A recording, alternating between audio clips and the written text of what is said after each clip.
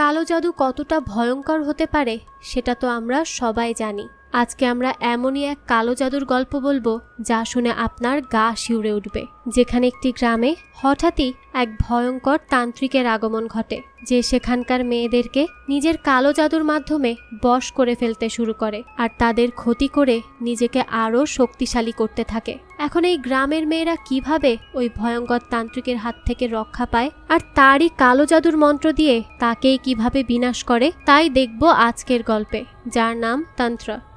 গল্পের শুরুতেই দেখা যায় অনেক রাতের বেলা একজন বৃদ্ধ লোক জঙ্গলের দিকে যেতে থাকে।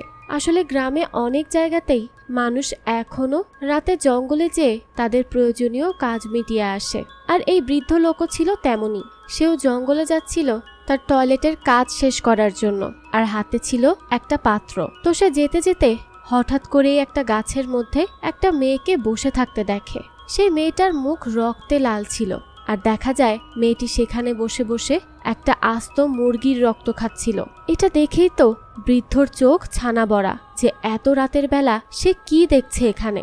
এটা দেখে সে খুবই ভয় পেয়ে যায়, আর যখনই সে মেয়েটার কাছে আসে মেয়েটা গাছের উপর থেকে উল্টো হয়ে ঝুলে পড়ে। আর এটা দেখে তো লোকটা আরো ভয় পেয়ে যায়, আর সে টয়লেট কি করবে, সব কিছু ফেলে দিয়ে দৌড়ে তার জীবন নিয়ে পালায়। তো এরপর দৃশ্য পরিবর্তন হয়, আমাদেরকে পরদিন সকালের দৃশ্য দেখানো হয়। এখানেই আমরা আমাদের আজকের গল্পের নায়িকা রেখাকে দেখতে পাই।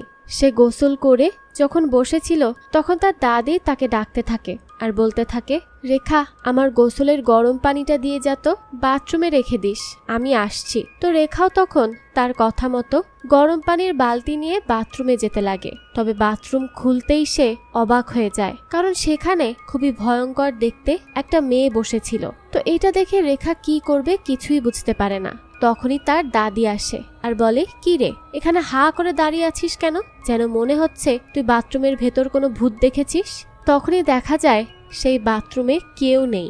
যাই হোক, তো রেখা এরপর এখান থেকে চলে যায়। তখন আমরা দেখি রেখার বাবা কুমার সেখানে আসে আর তার মায়ের সাথে কথা বলতে থাকে। তার কথাবার্তা শুনে এটা বোঝা যায় যে সে রেখাকে একদমই পছন্দ করে না। এর পেছনে একটা কারণও আছে। আসলে কুমারের ওয়াইফ অর্থাৎ রেখার মা তাকে জন্ম দেওয়ার সময়ই মারা যায়, আর এরপর থেকেই কুমার তার মেয়েকে দেখতে পারে না। সেভাবে তার জন্যই হয়তো তার মা মারা গেছে, তাই সে রেখাকে অপয়া বলে। যাই হোক, পরের দৃশ্যে আমরা এই গল্পের নায়ক তেজাকে দেখি। সেখানে তার আর 3 বন্ধুর জন্য অপেক্ষা করছিল।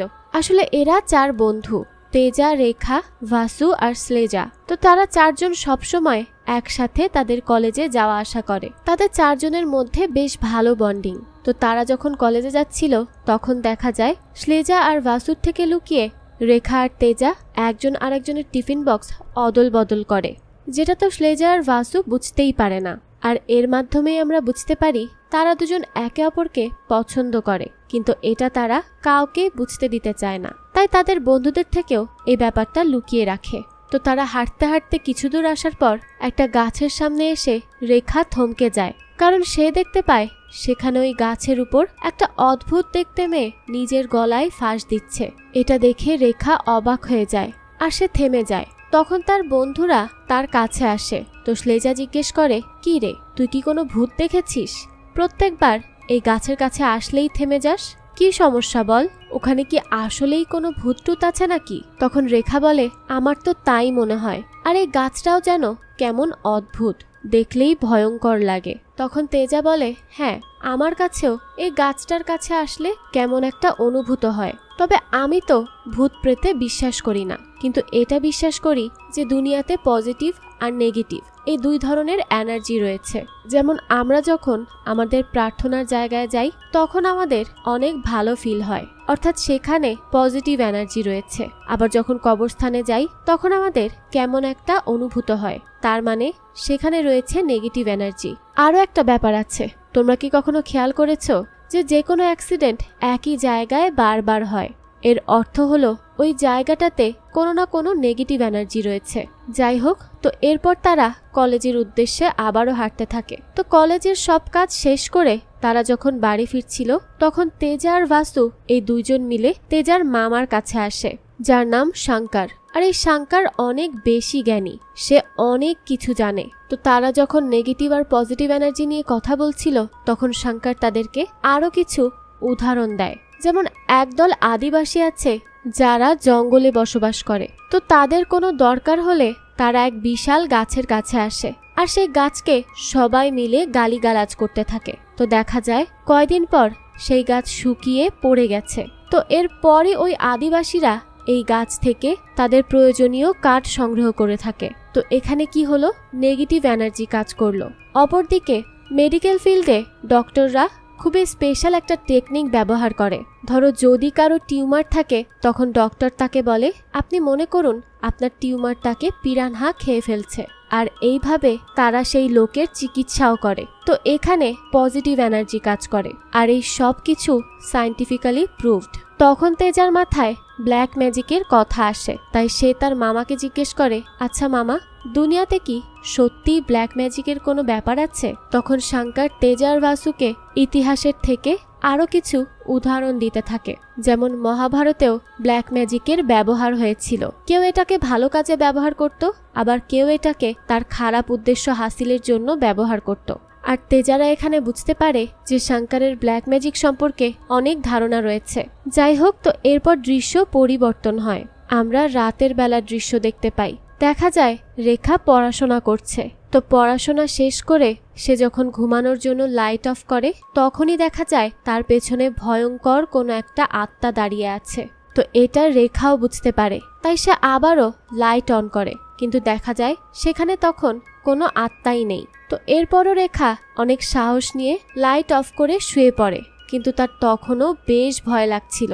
সে চাদর মুড়ি দিয়ে শোয়ার চেষ্টা করে, কিন্তু তখনই সে অনুভব করে তার আশেপাশে অনেক আত্মা রয়েছে যেগুলো তার কাছে আসছে আর তাকে জাগিয়ে তোলার চেষ্টা করছে। তো একটু পরই দেখা যায় রেখা নিজে নিজেই তার ঘুম থেকে জেগে ওঠে। তাকে বেশ অদ্ভুত লাগছিল। এরপর দেখা যায় সে এই রাতের বেলা তার রুম থেকে বের হয়ে হাঁটতে শুরু করে। এর মানে রেখার ঘুমের ঘোরে হাঁটার অভ্যাস রয়েছে। আর রেখাকে এই অবস্থায় দেখে রেখার দাদি ঘাবড়ে যায়, তাই সে তার বাবা কুমারকে ডাকতে থাকে যে দেখ, তোর মেয়ে বাইরে চলে যাচ্ছে, তুইও ওর পিছন পিছন একটু যা, দেখ কোথায় যাচ্ছে। তখন কুমার বলে, ওকে মরে যেতে দাও তো, যা ইচ্ছা তাই করুক। আর এমন করে হাঁটা তো তার প্রতি রাতের কাজ।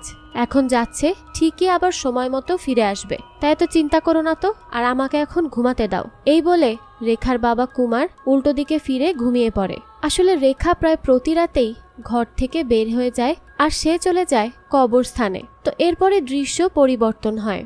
দেখা যায় সকালবেলা রেখা এক বাবার কাছে এসেছে। আর এই বাবার কাছে রেখা গত রাতে তার সাথে যা যা হয়েছে সব কিছু খুলে বলতে থাকে যে বাবা, কাল রাতে আমার খুবই অদ্ভুত অনুভব হয়েছে।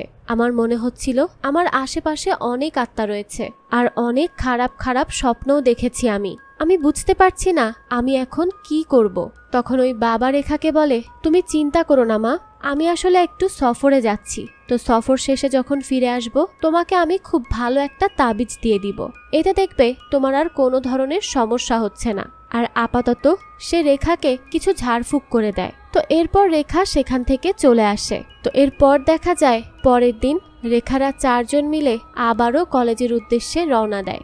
তারা যখন একসাথে হেঁটে যাচ্ছিল তখনই সেই গ্রামের এক লোক বাইক নিয়ে চলে আসে তাদের কাছে।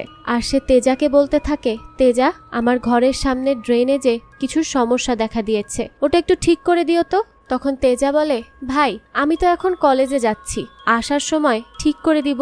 এই কথা শোনার সাথে সাথে ওই লোক তেজাকে অনেক কথা শোনাতে থাকে। সে বলতে থাকে, তোমার খুব সাহস হয়েছে না আমার মুখে মুখে তর্ক করা? আর তুমি তো একটা প্রস্টিটিউটের ছেলে, তোমার পড়াশোনার কি দরকার? তুমিও এই ধরনেরই ধান্দা করে চলো। এরপর সে তেজাকে আরো খারাপ খারাপ কথা বলতে থাকে। তেজা তো অনেক কষ্ট পায় আর এইসব দেখে রেখারও খুব খারাপ লাগে। আসলে তেজা এখন একাই থাকে আর ছোটখাটো কাজ করে নিজের জীবন চালনা করে। যাই হোক, তো তাদের যখন মন খারাপ ছিল তখন বাসু তাদের সবার মুড ঠিক করার জন্য কথা চেঞ্জ করে ফেলে আর বলতে থাকে, আরে আজকে তো আমাদের গ্রামে একটা ফেস্টিভ্যাল রয়েছে, তাই বলো কে কে আমার সাথে সেখানে যাবে। তখন রেখা বলে, ফেস্টিভ্যাল তো রাতের বেলা, আর তোমরা তো ভালো করেই জানো আমি রাতের বেলা বের হতে পারি না, আমার অনেক ভয় লাগে অন্ধকারে, তাই আমি আসতে পারবো না, তোমরাই চলে যেও। তো কলেজ শেষ হওয়ার পর দেখা যায় তেজা রেখাদের বাড়িতে যায়, অর্থাৎ রেখার বাবা যখন বাড়িতে না থাকে তখনই সে রেখার সাথে দেখা করতে যায়। আর আজকে ওই লোকটা তেজার সাথে যেমন খারাপ ব্যবহার করেছিল সেই জন্য রেখা এখনো কষ্ট পাচ্ছিল, আর সে এটাও বুঝতে পারছিল যে তেজারও এটা নিয়ে বেশ মন খারাপ, তাই সে তেজাকে জড়িয়ে ধরে কান্না করতে থাকে তার কষ্টের জন্য। আসলে তেজার থেকে তার মন খারাপ বেশি হয়েছিল, তো সে কাঁদতে কাঁদতেই তেজাকে সান্ত্বনাও দেয়। তখন তেজা বলে, আচ্ছা ঠিক আছে, এসব বাদ দাও, আজ তো ফেস্টিভ্যাল, গ্রামের সবাই সেখানে গিয়েছে, তাই চলো আমরা এখন পুরো গ্রামটা ঘুরে আসি। তো এরপর দেখা যায় তারা একটা নদীর কিনারে এসে বসে। রেখা তখনও ওই একই কথা নিয়েই পড়ে থাকে। সে তেজাকে জিজ্ঞেস করে, তোমার কি ওই লোকের কথাতে একটুও খারাপ লাগেনি? তখন তেজা বলে, ওই লোক তো আমার দুনিয়া না, আর সে আমার জীবনে কোনো মূল্যও রাখে না, তবে তুমি আমার পুরো পৃথিবী, তুমি আমার জীবনে অনেক মূল্যবান, তাই তুমি ছাড়া আমার কাছে কোনো কিছুরই ভ্যালু নেই। আর আমার মা যখন মারা গিয়েছিল ছোটবেলায়, তখন কেউ আমার কাছে না আসলেও তুমি তোমার হাত আমার দিকে বাড়িয়ে দিয়েছিলে, আর তখন থেকে এখন পর্যন্ত তুমি আমার সাথে আছো, তাই তুমি আমার জন্য খুব স্পেশাল। তাই দুনিয়া আমার সম্পর্কে কি ভাবলো তাতে আমার কিছুই যায় আসে না, তুমি আমাকে নিয়ে কি চিন্তা করো সেটাই আমার কাছে ইম্পর্ট্যান্ট। আর হ্যাঁ, সবাই আমার মাকে প্রস্টিটিউট বলে, হ্যাঁ আমার মা সেটাই ছিল, কিন্তু এতে আমার কোনোই সমস্যা ছিল না। তবে আমার একটাই সমস্যা ছিল যে আমি আমার মার ভালোবাসা পাইনি কখনো। প্রত্যেক রাতে আমার মা আমাকে একা রেখে বাইরে চলে যেত। ছোটবেলায় আমি কিছু কিছু বুঝতে পারতাম, আর আমার মা একটা দিনও আমাকে বুকে জড়িয়ে ধরেনি, তার কোলে শুইয়ে আদর করেনি। একটা মার তার সন্তানকে যতটুকু ভালোবাসা দরকার তার কিছুই সে দেয়নি। এই জন্য আমি আমার মাকে খুব ঘৃণা করি। তো এইসব বলতে বলতেই তেজা রেখার কোলে মাথা রেখে কান্না করতে থাকে। তখন রেখা তাকে সামলায় আর তাকে শান্ত করে। তো যাই হোক, এরপর দেখা যায় তারা দুজন মিলে পুরো গ্রামে ঘুরে বেড়ায়, অনেক এনজয় করে তারা। তো সারাদিন ঘুরে ফিরে তেজা রাতের বেলায় রেখাকে তার বাড়ির সামনে পৌঁছে দেয় আর তার থেকে বিদায় নিয়ে চলে যায়। তো এরপর দেখা যায় রেখা বাড়িতে এসে ফ্রেশ হয়ে যখন ঘুমাতে যায়, ঘুমের মধ্যে সে অদ্ভুত কিছু আওয়াজ শুনতে পায়। সে এটা ফিল করে যেন কেউ তাকে বলছে, রেখা আমার অনেক পিপাসা লেগেছে, আমার গলা শুকিয়ে যাচ্ছে, আমার রক্তের প্রয়োজন, আমাকে রক্ত দাও রেখা। তো এই কথা শোনার সাথে সাথেই দেখা যায় রেখা তার ঘুম থেকে জেগে ওঠে আর একটা চাকু নিয়ে সাথে সাথে তার পায়ে কেটে সেখান থেকে রক্ত বের করে, আর সেটা একটা গ্লাসে জড়ো করে রাখে। তার পা দেখে বোঝাই যাচ্ছিল সে এর আগেও অনেকবার তার পা কেটে রক্ত বের করেছে। তো এরপর দেখা যায় ওই রক্তের গ্লাসটা সে তার ঘরের জানালার কাছে রেখে দেয়। এরপর আবারও চুপচাপ তার বেডে এসে ঘুমিয়ে পড়ে। তো সকালবেলা ঘুম ভাঙার পর রেখা যখন ওই গ্লাসটা দেখে সেটা একদম খালি ছিল, আর সে নিজেও বুঝতে পারে না এই গ্লাস এখানে কিভাবে আসলো। যাই হোক, তো এরপর দেখা যায় রেখা আবারও সেই বাবার কাছে যায়। তখন সেই বাবা তার কথা মতো রেখাকে কিছু তাবিজ দেয়, কারণ সে আগেই বলে গিয়েছিল সে এক জায়গায় যাচ্ছে, তবে সেখান থেকে ফিরে এসে সে রেখাকে অবশ্যই কিছু তাবিজ দিবে যেটা তাকে একটু হলেও সাহায্য করবে। তো রেখাও তখন সেই তাবিজগুলো নিয়ে নেয়। তো এরপর দেখা যায় তেজা তার মামা শঙ্করের সাথে কথা বলতে যায়। তখন শঙ্কর তাকে আরো কিছু ব্যাপারে বলে যে প্রত্যেক সপ্তাহে চিড়িয়াখানার সামনে লম্বা লাইন লাগে, কেন জানো? সেখানে তারা সবাই বাঘের মূত্র এবং কিছু জঙ্গলি জানোয়ারের পশম কিনতে যায়, আর এগুলো কালো জাদুর জন্য অনেক বেশি ব্যবহৃত হয়, কারণ এগুলো বেশ পাওয়ারফুল। তখন তেজা তার মামাকে জিজ্ঞেস করে, আচ্ছা মামা, তুমি তো দেখছি এইসব কালো জাদু পূজা সব সম্পর্কে খুব ভালো জ্ঞান রাখো, তুমিও কি কখনো কালো জাদু করেছো? তখন শঙ্কর বলে, হ্যাঁ বাবা, আমি 2 বার এই কাজ করেছি, কিন্তু আমি জানতাম না যে এর ফল কি হবে, আমি না বুঝে শুনেই এই কাজ করে ফেলেছি। কিন্তু এরপর একটা মেয়ে আমাকে বলেছিল আমি যেন এরপর আর কখনো কালো জাদু না করি, তাই আমি তার কথা রাখতেই এই কালো জাদু ছেড়ে দিয়েছি, আর কখনোই সেটা করিনি। আসলে ছোটবেলায় আমার মা আমার বাবাকে ছেড়ে দিয়েছিল।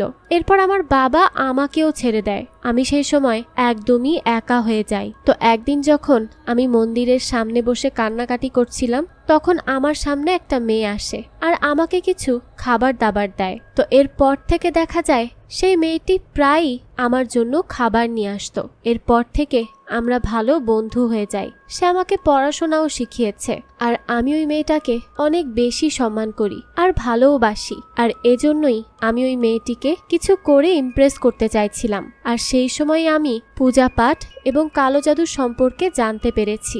যখন আমি টিনেজ ছিলাম সেই সময় আমি এসব তন্ত্রবিদ্যা ধীরে ধীরে শেখার চেষ্টা করছিলাম আর অনেক কিছু শিখেও গিয়েছিলাম। যে কোনো তান্ত্রিক প্রথমে একটা তন্ত্রবিদ্যা শিখে, যার মাধ্যমে মৃত মানুষকেও জীবিত করা যায়। আর আমিও সেটাই শেখার চেষ্টা করছিলাম।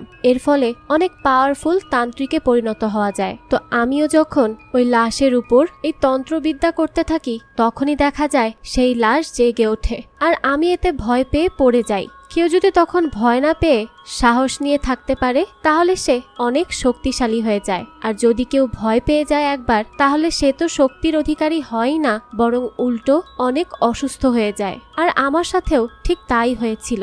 আমি এরপর বেশ কয়েকদিন অসুস্থ ছিলাম, অনেকদিন হসপিটালেও ভর্তি ছিলাম। সেই সময় সেই মেয়েটা হসপিটালে এসে আমার খোঁজ খবর নিত। তো সেই সময় আমি ওই মেয়েটাকে সত্যি কথা বলে দিয়েছিলাম যে আমি কালো জাদু করতে গিয়েছিলাম, এজন্যই আমার এই অবস্থা। তখন সেই মেয়েটা আমাকে বলেছিল, আমাকে প্রমিস করো এরপর আর কখনো তুমি এমন কিছু করবে না। তখন তেজা জিজ্ঞেস করে, তাহলে কি মামা তুমি এরপর আর কখনোই এটা ট্রাই করনি? শঙ্কর বলে, হ্যাঁ, এর পরেও একবার করেছি, আর সেটা হচ্ছে বশীকরণ। আমি ওই মেয়ের উপর বশীকরণ করেছিলাম। যাই হোক, এরপর দৃশ্য পরিবর্তন হয়। আমরা দেখতে পাই রেখা, তেজা আর বাসু এরা তিনজন কলেজে যাওয়ার জন্য স্লেজার জন্য অপেক্ষা করতে থাকে। তো একটু পরই যখন স্লেজা তাদের দিকে হেঁটে আসছিল, তখন রেখা খেয়াল করে যে স্লেজার পেছনে একটা ভয়ঙ্কর আত্মা রয়েছে। এটা দেখে রেখা খুবই ভয় পায়, কিন্তু সে স্লেজাকে কিছুই বলে না। কিন্তু কলেজ শেষ হওয়ার পর রেখা তেজাকে নিজের কাছে ডাকে আর তাকে কিছু কথা বলতে থাকে যে, তেজা, আমাকে ওই বাবা বলেছিল যে স্লেজার উপর কেউ কালো জাদু করেছে, আর এটাই আমি পরীক্ষা করে দেখার জন্য কলেজ শেষে স্লেজাদের বাড়িতে গিয়েছিলাম। আসলে ওই বাবা আমাকে কিছু পাউডার দিয়েছিল, আর তার কথা মতোই আমি স্লেজাকে বলেছিলাম ওই পাউডারের মধ্যে থুতু ফেলতে। স্লেজা তাই করে। এরপর আমি একটা লেবু স্লেজার মাথার সামনে ধরি, আর তখনই দেখা যায় স্লেজার ভেতর থেকে অন্য একটা আত্মারও দেখা মেলে। সে আমাকে অনেক ধমকাতে থাকে, ভয় দেখাতে থাকে। তাই আমি ওখান থেকে বাইরে বের হয়ে আসি। তো এরপর যখন আমি ওই পাউডারটা দেখি, সেখানে দেখা যায় রক্তে লাল হয়ে আছে। তো এর মাধ্যমে আমি এতটুকু শিওর হয়ে গেছি যে স্লেজাকে আসলেই কালো জাদু করা হয়েছে। এই জন্য একটা আত্মাও তাকে সর্বক্ষণ যন্ত্রণা দিয়ে যাচ্ছে। তো এরপর সে তেজাকে বলে, তেজা প্লিজ একটু স্লেজার বাড়িতে চলো, তার মা এবং ভাইকে আমরা এই ব্যাপারে খুলে বলি। তো এরপর দেখা যায় তারা স্লেজার বাড়িতে চলে যায় আর স্লেজার মা এবং ভাইকে স্লেজার সম্পর্কে খুলে বলে যে স্লেজার উপর কেউ কালো জাদু করেছে, আর এটার নাম হচ্ছে পাতালাকুট্টি। আজ থেকে 11 দিন পর স্লেজা প্রত্যেক দিন কবরস্থানে যাবে রাতের বেলা, আর এরপর 6 দিন বাদে সেই দিন আসবে যেদিন সেই লোক যে স্লেজার উপর কালো জাদু করেছে সে কিছু পূজা পাঠের মাধ্যমে স্লেজাকে তার কাছে ডেকে নিবে আর তাকে বলি দেওয়ার জন্য খাবারে রক্ত মিশিয়ে সেই খাবার তাকে খেতে দিবে। কিন্তু স্লেজা ওই খাবার খাওয়ার আগেই আমাদেরকে ওই তান্ত্রিকের মাথা গলা থেকে আলাদা করে দিতে হবে, তাহলেই স্লেজা একদম ঠিক হয়ে যাবে। তো এইসব শোনার পর স্লেজার বড় ভাই বলে, আরে তোমরা তো শিক্ষিত, তোমরা এসব ফালতু কথায় কিভাবে বিশ্বাস করতে পারো? আমি এসবে একদমই বিশ্বাস করি না। তো যাই হোক, দেখতে দেখতে 11 দিন কেটে যায়, আর এই 11 দিনে স্লেজার শরীর অনেক বেশি খারাপ হতে লাগে। আর 12তম রাতে দেখা যায় স্লেজা কবরস্থানে যেতে থাকে। তো স্লেজার বড় ভাই আর বাসু এই দুজন মিলে স্লেজাকে আটকানোর চেষ্টা করে, কিন্তু তখনই তেজা চলে আসে আর তাদেরকে এমনটা করতে মানা করে। সে তাদেরকে বলে, আমরা যদি সামনে যাই তাহলে ওই তান্ত্রিকের আমাদের উপর সন্দেহ হবে, তাই আমাদেরকে সেই শেষ দিনের অপেক্ষা করতে হবে। তো এই সময় যে স্লেজার বড় ভাইয়ের বিশ্বাস হয় যে আসলেই স্লেজার উপর কেউ কালো জাদু করেছে। তো এরপর দৃশ্য পরিবর্তন হয়। আমরা দেখতে পাই তেজা তার মামা শঙ্করের কাছে এসেছে। সে তাকে এই পাতালাকুট্টির সম্পর্কে জিজ্ঞেস করে। তো পাতালাকুট্টির কথা শুনে শঙ্কর তো একদমই শকড হয়ে যায় যে তেজা এই কথা কোত্থেকে শুনেছে। তখন তেজা সব বলতে থাকে যে ওই বাবা নাকি বলেছে স্লেজার উপর কেউ ব্ল্যাক ম্যাজিক করেছে আর তাকে বাঁচাতে হলে ওই তান্ত্রিকের মাথা কেটে ফেলতে হবে। তখন তেজার সেফটির জন্য শঙ্কর তাকে তুলসীর পাতা আর কুমকুম দেয় আর বলে সেখানে যাওয়ার আগে নিজের মাথায় এগুলো লাগিয়ে নিবে। তো ফাইনালি সেই দিন চলেই আসে যেদিন ওই তান্ত্রিক স্লেজাকে নিজের কাছে ডাকার জন্য অনেক তন্ত্রমন্ত্র করতে থাকে। সেই সময় তেজারাও সেই জঙ্গলের ভেতরে ছিল। তো একসময় দেখা যায় স্লেজা ওই তান্ত্রিকের কাছে নিজে নিজেই চলে আসে। আসলে এই গ্রামে একদিন ফেস্টিভ্যাল হয়েছিল। তো সেই সময় এই লোক স্লেজার সাথে একটু বেয়াদবি করেছিল, তাই স্লেজাও রেগে মেগে তার মুখের উপর থুতু মেরে দেয়। আর এতে এই লোক অনেক বেশি অপমানিত বোধ করে আর এই অপমানেরই বদলা নেওয়ার জন্য সে এত কিছু করছে স্লেজার সাথে। তো এরপর সে স্লেজাকে বলতে থাকে তোমার নিজের সৌন্দর্য নিয়ে অনেক গর্ব তাই না, এখন দেখো তোমার গর্বকে আমি কিভাবে মাটিতে মিশিয়ে দেই। আর এরপর সে কিছু তন্ত্রমন্ত্র পড়তে থাকে। শেষমেশ সে যখন রক্ত দিয়ে মেশানো খাবার স্লেজাকে খাওয়াতে যাবে তখনই স্লেজার বড় ভাই ওই তান্ত্রিকের মাথায় আঘাত করতে যায়, কিন্তু তান্ত্রিক তো সেটা বুঝে ফেলে, তাই তার বড় ভাইয়ের হাত ধরে ফেলে আর হাসতে থাকে। কিন্তু তখনই দেখা যায় তেজা সেখানে এসে সেই তান্ত্রিকের মাথা ঘাট থেকে নামিয়ে দেয়। তো এরপরই দেখা যায় স্লেজা অজ্ঞান হয়ে পড়ে আর তাকে এসে সামলায় রেখা। তার মানে স্লেজার উপর এখন আর কালো জাদুর কোনো প্রভাব নেই, সে এরপর একদমই নর্মাল হয়ে যায়। তো এরপর দেখা যায় স্লেজার পুরো পরিবার সেই বাবার কাছে যায় সকালবেলা আর সবাই তাকে ধন্যবাদ জানায়। আর স্লেজার বড় ভাই তো এতটাই খুশি হয় যে সে তার স্বর্ণের চেনি ওই বাবাকে দিয়ে দেয়। তো এরপর দেখা যায় জ্যোতিষী টাইপের একজন লোক একদিন তাদের ওই গ্রাম দিয়ে হেঁটে যাচ্ছিল।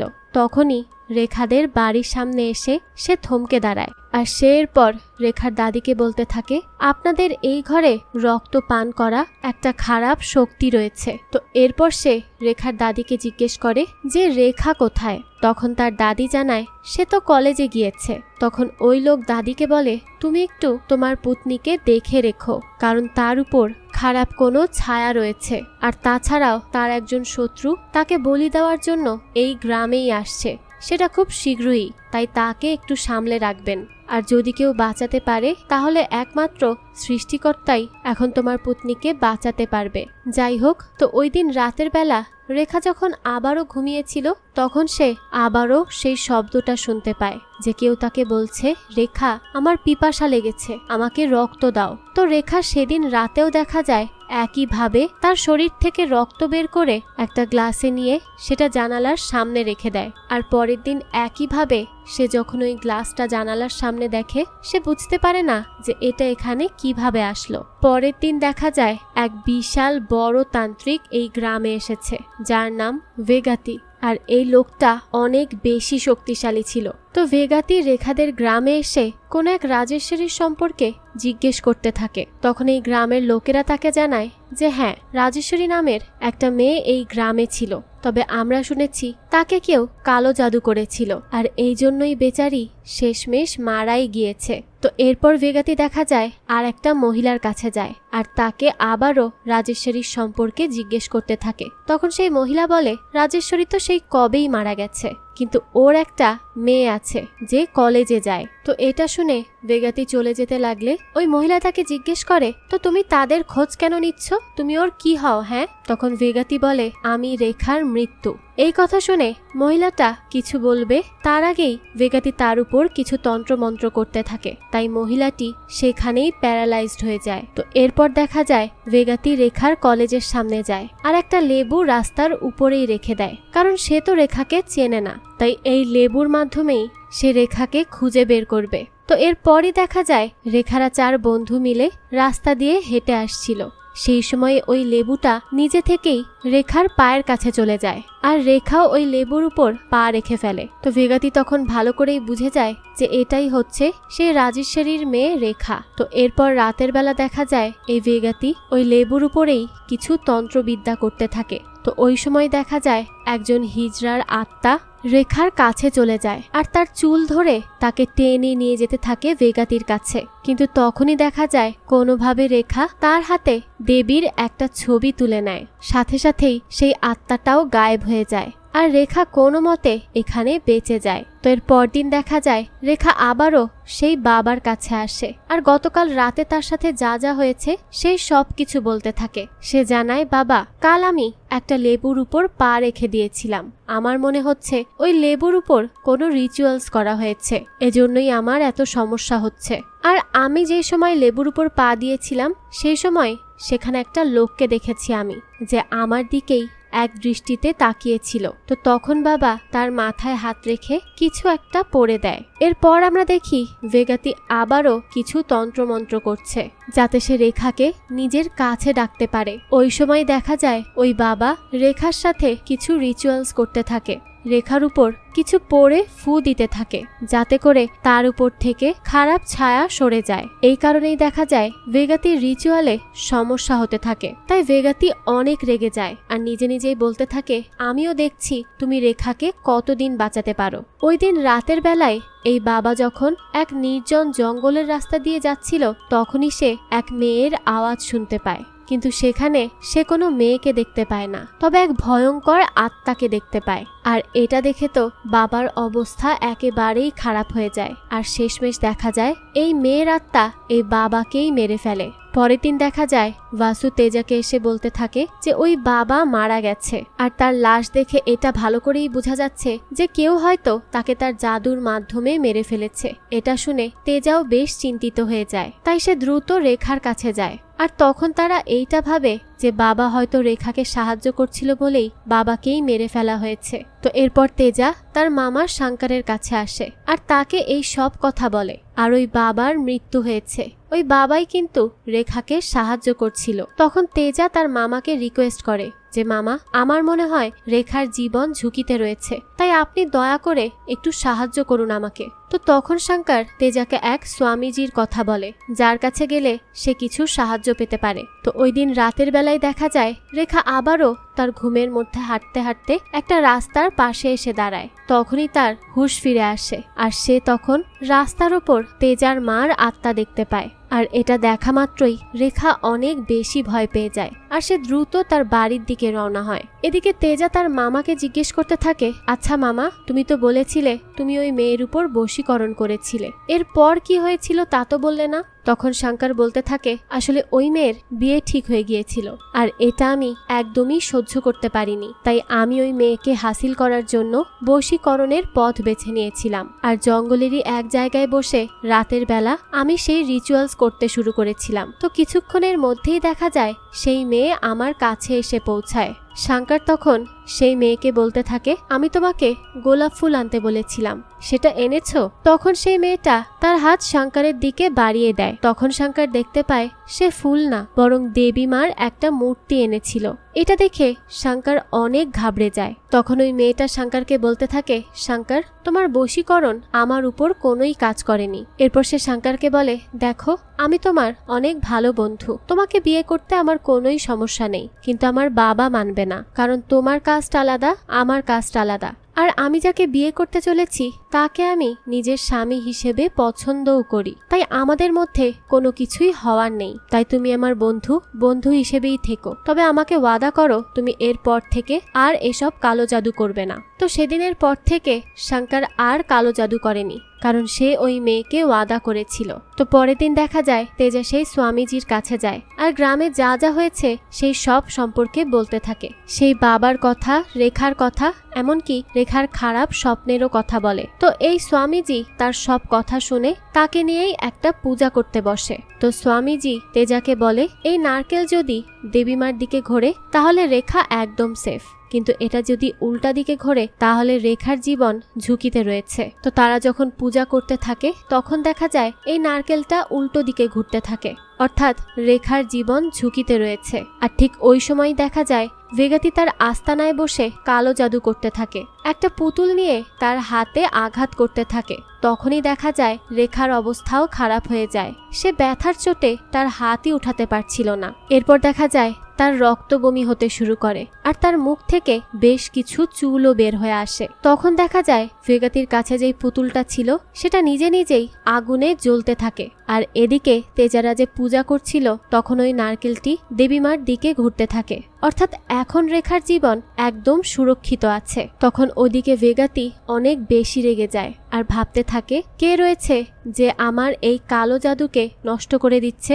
এরপর সে নিজে নিজেই বলতে থাকে, রেখা তুমি আমার হাত থেকে বাঁচতে পারবে না, কখনো না কখনো তো তোমার আমার কাছে আসতেই হবে। তো পরদিন দেখা যায় তেজা রেখার কাছে আসে আর তাকে জড়িয়ে ধরে, কারণ রেখার জীবন বেঁচে গেছে। কিন্তু তেজার মনে অনেকগুলো প্রশ্ন ছিল যা সে রেখাকে জিজ্ঞেস করতে থাকে। প্রথমে সে বলে কয়দিন আগে সে ওই বাবার কাছে গিয়েছিল, কারণ রেখা বলেছিল ওই বাবাই তাকে বলেছে স্লেজার উপর কেউ কালো জাদু করেছে আর তার জন্যই তো তারা স্লেজাকে বাঁচাতে পেরেছে, তাই সে তাকে ধন্যবাদ জানাতে যায়। তখন ওই বাবা তেজাকে বলেছিল আমি তো রেখাকে এমন কিছুই বলিনি, আর রেখা তো আমার সাথে এমন কোনো কথাই বলেনি। আর কয়দিন পর যখন ওই বাবা মারা যায় তখন সে দ্রুত ওই ভেগাতির কাছে যায়, তাকে গিয়ে জিজ্ঞেস করে যে সে কেন বাবাকে মেরেছে আর সে কেনই বা রেখার পেছনে পড়ে আছে। তখন ভেগাতি অনেক রেগে যায় আর বলতে থাকে আমি কোনো বাবা টাবাকে চিনি না আর তাকে মারিও নি, আমার তো শুধু রেখাকে চাই। এরপর সে বলে ও তুমি তো আবার তার প্রেমিক তাই না। এরপরই দেখা যায় সে তার তন্ত্রবিদ্যা দিয়ে তেজাকে হাওয়ায় ভাসিয়ে দেয় আর তাকে বলে তুমি যদি এরপর আমার রাস্তায় আসো তাহলে তোমাকেও বলি দিতে হবে, বুঝেছো, তাই চুপচাপ আমার রাস্তা থেকে সরে যাও। তো এরপর তেজা রেখাকে আরো বলে সে যখন ওই স্বামীজির কাছে গিয়েছিল তখন তারা পূজা করেছিল যাতে রেখার জীবনটা বেঁচে যায়, কিন্তু সেই স্বামীজি জানিয়েছে রেখার জীবন আমাদের পূজা পাঠের জন্য বাঁচেনি। হ্যাঁ এটা সত্যি, তার উপর কেউ কালো জাদু করেছে আর এই একই কালো জাদু দিয়ে কেউ এর সমাধানও খুঁজে বের করেছে আর তার মাধ্যমেই রেখার জীবন বাঁচিয়েছে। তো তেজা গ্রামে এসে আরো কিছু ইনকোয়ারি করতে থাকে যে ওই আর একজন ব্ল্যাক ম্যাজিক করা ব্যক্তিটি কে।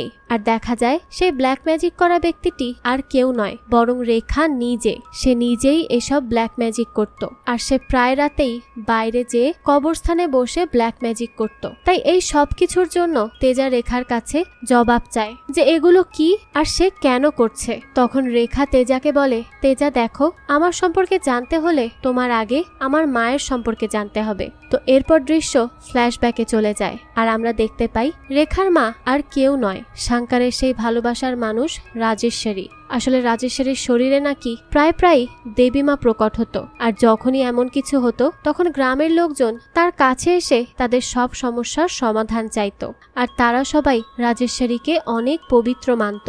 এর মধ্যেই দেখা যায় রেখার বাবা কুমার এই রাজেশ্রীকে ভালোবাসতে শুরু করে, রাজেশ্রীও তাকে পছন্দ করে ফেলে। এরপর পরিবারের মতামতেই তাদের দুজনের ধুমধাম করে বিয়ে হয়, কিন্তু বাসর রাতে কুমার রাজেশ্বরীকে অনেক বড় একটা ঝটকা দেয়। সে বলে সে পুরুষত্বহীন, সে কখনোই তাকে বাচ্চা দিতে পারবে না। আর কুমার অনেক প্ল্যান করেই রাজেশ্বরীকে বিয়ে করেছে, কারণ সে ভালো করেই জানে রাজেশ্বরী এই কথা গ্রামে কাউকে বলবে না আর কুমারেরও সম্মান বজায় থাকবে। তখন রাজেশ্রী বলে ঠিক আছে কোনো সমস্যা নেই, আমাদের মধ্যে শারীরিক সম্পর্ক না হোক আমরা তো একে অপরকে মন থেকে ভালোবাসি তাই না, এটাই আমার জন্য অনেক কিছু। কিন্তু কুমার তো আসলে সাইকো টাইপের একটা লোক ছিল, তাই সে রাজেশ্বরীকে অনেক বেশি টর্চার করতে থাকে। তখন সে রাজেশ্বরীকে বলতে থাকে তোমার তো নিশ্চয়ই অনেক বয়ফ্রেন্ড হবে, তাহলে বলো কত বয়ফ্রেন্ড আছে তোমার, তুমি তো অনেক সুন্দরী, 2, 3, 4 কত লোকের সাথে থেকেছো তুমি বলো তো।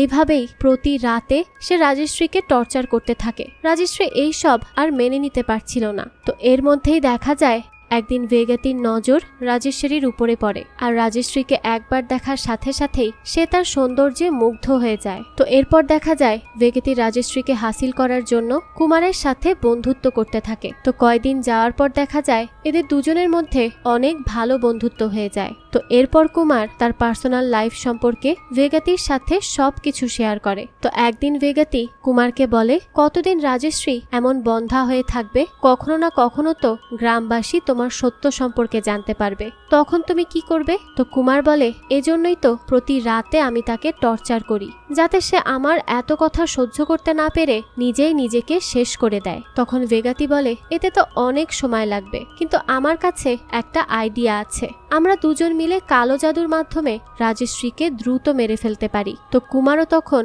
ভেগাতির কথায় রাজি হয়ে যায়। তো পরের দিন দেখা যায় কুমার ভেগাতির কথায় রাজশ্রীর চুল, নখ, কাপড় এই সব কিছু তাকে এনে দেয়। আর এরপর সে কুমারের কানে কানে একটা মন্ত্র বলে দেয়, আর এটাও বলে যে আগামী 7 দিন রক্ত মিশানো খাবার তুমি তোমার স্ত্রীকে নিজ হাতে খাওয়াবে এই মন্ত্র পড়তে পড়তে। আর 7 দিন পরে সবকিছু আমি দেখে নিব, তুমি শুধু এতটুক করে দাও। তো এরপর থেকে দেখা যায় কুমার রাজশ্রীকে টানা 7 দিন ওই রক্ত মিশানো খাবার খাওয়াতে থাকে। এর ফলে দিন দিন রাজশ্রীর শরীর অনেক বেশি খারাপ হতে থাকে, সে খুব অসুস্থ হয়ে পড়ে। তো এরপর দেখা যায় 7 দিন শেষ হলে ভেগাতি যখন একটা জায়গায় বসে মন্ত্রপাঠ করছিল, তখন রাজশ্রী নতুন বউয়ের মতো সেজেগুজে তার সামনে এসে বসে। তো এরপরই দেখা যায় দৃশ্য বর্তমানে আসে। তখন রেখার বাবা চলে আসায় তেজা তার বাড়ি থেকে বের হয়ে যায়। এরপর সে সোজা চলে আসে তার মামা শাঙ্কারের কাছে, আর তাকে ওই ব্ল্যাক ম্যাজিকের সম্পর্কে জিজ্ঞেস করতে থাকে, যার মাধ্যমে একজন তান্ত্রিক তন্ত্রের মাধ্যমে সঙ্গম করে অনেক শক্তির অধিকারী হয়। তো এইটা শুনে তার মামা শকড হয়ে যায় আর তাকে জিজ্ঞেস করে, তোমাকে এই ব্ল্যাক ম্যাজিকের কথা কে বলেছে? তো তেজা জানায়, রেখা বলেছে। তো যাই হোক, এরপর শাঙ্কার তেজাকে এই ব্ল্যাক ম্যাজিক সম্পর্কে বিস্তারিত জানায় আর বলে, এই ম্যাজিকের মাধ্যমে তান্ত্রিকরা অনেক বেশি শক্তিশালী, সৌন্দর্য এবং আয়ু অর্জন করে। অর্থাৎ এমন এক পদ্ধতিতে সে কোনো নারীর সাথে সম্পর্কে লিপ্ত হয় যার মাধ্যমে সে ওই নারীর ভিতরের সব শক্তি নিজের মধ্যে নিয়ে নেয়। এরপর সে তেজাকে বলে, তুমি শুনেছ না যে অনেক তান্ত্রিকের বয়স 200-300 বছর, কিন্তু তাদেরকে দেখতে একদম 50-60 বছরের লাগে। আর তারা এই তন্ত্রবিদ্যার মাধ্যমেই অন্যের সৌন্দর্য, আয়ু সবকিছু নিয়ে নেয়, এজন্য তারা অনেক দিন বাঁচে। তো যাই হোক, এরপর তেজা পরের দিন আবারও রেখার কাছে আসে আর রেখাকে পুরো কাহিনী বলতে বলে। রেখাও তখন তার মায়ের সাথে হওয়া সব কিছু বলতে থাকে, যে ওই ভেগাতি আমার মার সৌন্দর্য এবং আয়ু হাসিল করতে চেয়েছিল, সেজন্যই সে জাদুর মাধ্যমে আমার মাকে তার কাছে ডেকে নিয়ে গিয়েছিল, যাতে করে কালো জাদুর মাধ্যমে সে আমার মায়ের কাছাকাছি এসে তার সব শক্তি নিজের মধ্যে নিয়ে নিতে পারে। কিন্তু তখনই তার মাথা বিগড়ে যায় আর সে আমার মায়ের সৌন্দর্যে এতটাই পাগল হয়ে যায় যে সে তার জাদুর কথা ভুলে গিয়ে পুরোপুরি আমার মার মধ্যে মগ্ন হয়ে যায়। তাই তখন দেখা যায় ভেগাতি আমার মায়ের কোনো শক্তি তো নিতে পারেই না, উল্টো সে পাগল হয়ে যায় আর এই গ্রাম থেকেই দৌড়ে পালিয়ে যায়। কিন্তু এর পর থেকে দেখা যায় আমার মার অনেক ধরনের সমস্যা হতে থাকে। সে কালো জাদুর কারণে সে বিভিন্ন সময় বিভিন্ন ধরনের শব্দ শুনতে পেত আর অনেক ভয়ঙ্কর জিনিসও দেখতে পেত। তাই এই সব কিছু থেকে মুক্তি পেতে আমার মা একদিন নিজেকেই শেষ করে দিতে নেয়, কিন্তু তখনই তার বমি হতে শুরু করে আর তখন সে বুঝতে পারে সে মা হতে যাচ্ছে, আর এই বাচ্চাটা আর কারো নয়, সেই ভেগাতির। তো এরপরই দেখা যায় রেখাকে জন্ম দেওয়ার পরপরই তার মা এই দুনিয়া ছেড়ে চলে যায়। তো রেখা এরপর তেজাকে বলতে থাকে, এই ছিল আমার মায়ের কাহিনী, আর আমার মায়ের উপর যেসব তন্ত্রবিদ্যা করা হয়েছিল সেই সব কারণে আমিও কিছু অদ্ভুত শক্তি পেয়েছি, যার মাধ্যমে আমি আত্মাদের দেখতে পাই। আমি তো আসলে এতদিন তোমাদেরকে মিথ্যা কথা বলে এসেছি যে আমি অন্ধকারে ভয় পাই আর আত্মায়ও ভয় পাই। আমি এগুলো এজন্যই বলতাম কারণ গ্রামবাসী যদি একবার এই সম্পর্কে জানতে পারত তাহলে তারা আমাকেই উল্টো ভুল বুঝতো। তাই আমি এই সব কিছু তোমাদের সবার কাছ থেকে লুকিয়েছি, না হলে গ্রামবাসীরা আমাকে এই গ্রাম থেকেই বের করে দিবে। আর আমি তোমার থেকে কখনো দূরে যেতে চাই না তেজা, আর তুমিও যদি আমার থেকে দূরে সরে না যাও সেজন্যই আমি তোমাকে মিথ্যা কথা বলেছি। যাই হোক, তো এখন আমি তোমার সব প্রশ্নের উত্তর দিচ্ছি। স্লেজার উপর যে ব্ল্যাক ম্যাজিক করা হয়েছিল সেটাই বাবা বলেনি, আমি নিজেই বুঝতে পেরেছি। আর এর থেকে বের হয়ে আসার উপায়ও আমি স্লেজার পরিবারকে বলেছি। আর দ্বিতীয় কথা, শেষবার যেদিন আমি ওই বাবার কাছে গিয়েছিলাম তখন ওই বাবা ঝাড়ফুঁকের কথা বলে আমাকে বাজেভাবে টাচ করার চেষ্টা করছিল। তখন আমি বুঝতে পারি এই বাবার আসল উদ্দেশ্যটা কি। অথচ আমি তো ওই বাবাকে আমার নিজের বাবার মতো সম্মান করতাম। তবে ওই ভণ্ড বাবার জন্য যাতে অন্য কোনো মেয়ের জীবন নষ্ট না হয়, তাই আমি অন্য এক মেয়ের আত্মার সাহায্যে ওই বাবাকেই মেরে ফেলি। আর একটা কথা, আমার মা ভালো করেই জানতো ওই ভেগাতি কোনো না কোনো সময় আমার কাছে ঠিকই আসবে। তাই আমার মায়ের আত্মা আমাকে বেশ কিছু তন্ত্রমন্ত্র শিখিয়ে দিয়েছে। আর আমার মায়ের আত্মা সবসময় আমার সাথেই থাকে তেজা, আর সেটা শুধু আমিই দেখতে পাই, অন্য কেউ না। আর ভেগাতি যখন আমার উপর কালো জাদু করছিল তখন আমি নিজেই তার মোকাবেলা করেছি আমার ব্ল্যাক ম্যাজিকের মাধ্যমে। তখনই রেখা তেজাকে আরো একটা শকিং কথা বলে যে প্রত্যেক পূর্ণিমার রাতে আমার রক্ত লাগে, আর ওই রক্ত খেলেই আমি মানুষের মতো থাকতে পারি। আসলে গল্পের প্রথমের দিকে যেই বাচ্চা মেয়েটিকে দেখানো হয়েছিল যে গাছের উপর উঠে মুরগির রক্ত খাচ্ছিল, সে আর কেউ নয়, এই রেখাই ছিল। তো এর মধ্যেই একদিন রেখা যখন মুরগির রক্ত খাচ্ছিল তখনই সেখানে তেজার মা চলে আসে। আর সে এটা দেখে এতটাই ভয় পেয়েছিল যে সে দৌড়াতে শুরু করে। আর তখনই দেখা যায় একটা ট্রাক এসে তার মাকে ধাক্কা দিয়ে চলে যায়, আর এজন্যই তার মার মৃত্যু হয়েছে। তো এরপর সে তেজাকে বলে, আমার মনে হয় তোমার মায়ের মৃত্যুর জন্য আমিই দায়ী। তো এই সব কিছু শুনে তেজা অনেক বেশি শকড হয়ে যায়, আর সে কান্নাও করতে থাকে। তো তখন রেখা তেজাকে বলে যে এরপর থেকে কোনো মানুষের যেন আমার জন্য কোনো ক্ষতি না হয়, তাই আমি প্রতি পূর্ণিমার রাতে নিজের রক্ত নিজেই খাই। তো এইভাবে রেখা নিজের সব গোপন সত্য তেজাকে খুলে বলে। তেজা তখন কিছুক্ষণের জন্য রেখার উপর রাগ দেখাতে থাকে। যাই হোক, তো এরপর তেজা তার মামার কাছে যায় আর জিজ্ঞেস করে, আচ্ছা মামা, তুমি যে মেয়েকে ভালোবাসতে সে কি রেখার মা রাজেশ্বরীই ছিল? তখন শঙ্কর বলে, হ্যাঁ, সে রাজেশ্বরীই ছিল। তার যখন বিয়ে হয়ে যায় আমি প্রতি রাতে মাতাল হয়ে তার বাড়ির সামনে যেতাম, তাকে এক ঝলক দেখে আবারও চলে আসতাম। কিন্তু কয়দিন ধরে দেখেছিলাম রাজেশ্বরী তার ঘরের সামনে ছিল না। এর মধ্যেই আমি একদিন দেখতে পাই যে ভেগাতি জঙ্গলের মধ্যে কালো জাদু করছিল, কিন্তু আমি তখনও জানতাম না যে সে রাজেশ্বরীর উপরেই কালো জাদু করছে। তো আমি কি বুঝে ভেগাতির একটি পানীয়র বোতলে বেহুশ হওয়ার ওষুধ মিশিয়ে দেই। তাই ওই দিন ভেগাতি তার মন্ত্র ভুলে যায়, আর কোনো মন্ত্র ছাড়াই সে রাজেশ্বরীর কাছাকাছি চলে আসে। তো এর ফলে তার ব্ল্যাক ম্যাজিকটা ব্যর্থ হয়ে যায়।